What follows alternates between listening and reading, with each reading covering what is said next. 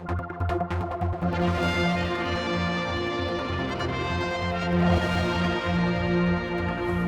wouldn't be right not to talk to some of the amazing people behind the scenes of this whole festival from the Isle of Man's point of view.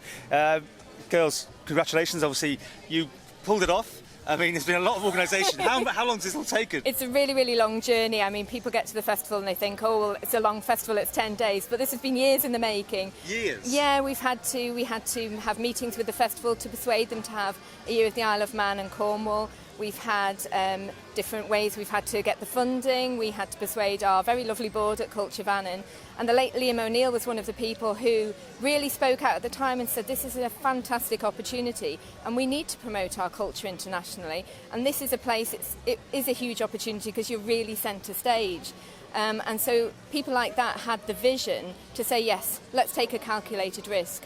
Then we got more support from Isle of Man Arts Council, and then across government we've had help from Visit Isle of Man, from DEFA and from Manx National Heritage. Oh, so it's been joined up government, I like it. I know, yeah. And we've had support from the Steam Packet too, so it's really everybody working together. Chloe, you've been involved with the band side of things, and congratulations, it's all gone down very well. Thank you very much. Yes, yeah, from the artistic side of things, I've been sort of instrumental in the programming. It's probably for about a year now we've mooted ideas for it. We commissioned John Kinley to write 3 pieces, especially to be performed at Lorient. Through the Incrinic Festival, we commissioned David Coghallan to write this amazing Interceltic piece, which was performed at the Grand Theatre last Saturday, which went down very, very well. And I've been coordinating with the musicians who we were bringing over to perform in the pavilion, as well as in the festival itself. Well, Ruth and Maddrell doing so well in that competition, then the big showcase nights. Yeah. You couldn't ask for much more, could you really? No, we couldn't ask for much more, but those are the ones that gave us sleepless nights because we were down to the programming. That's been a huge part of our job, is working out minute timings of who goes on stage when, coming off stage right, this, that and the other. And it was a risk putting on a show rather than a concert for our second gala night.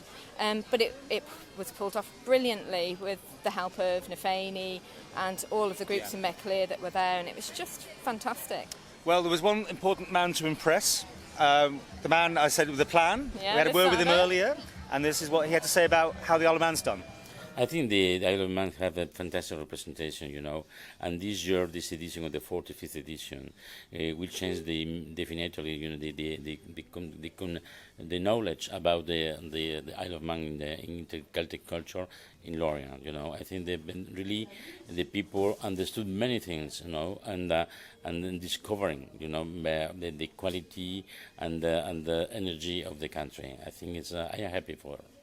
It was quite unusual to have 2 different regions favoured, you know, as the featured nations. Did it work well for you? Very well. It was the first experience that shows that the interceltic movement and the contemporary movement is very strong now, and they provide this synergy, you know, among the countries. I think this idea, the 2 great small countries that working together, I think is a very fantastic news for interceltic movement. I know a lot of people in the Isle of Man camp want to have a bash at being the sole featured favoured nation. Would you be thinking that would be possible in the future sometime? Yes. Well, I think there are all the legitimacy because now the country shows that they have the young musicians, fantastic artists, capacity of organization, and one day for the other Celtic nations, why not?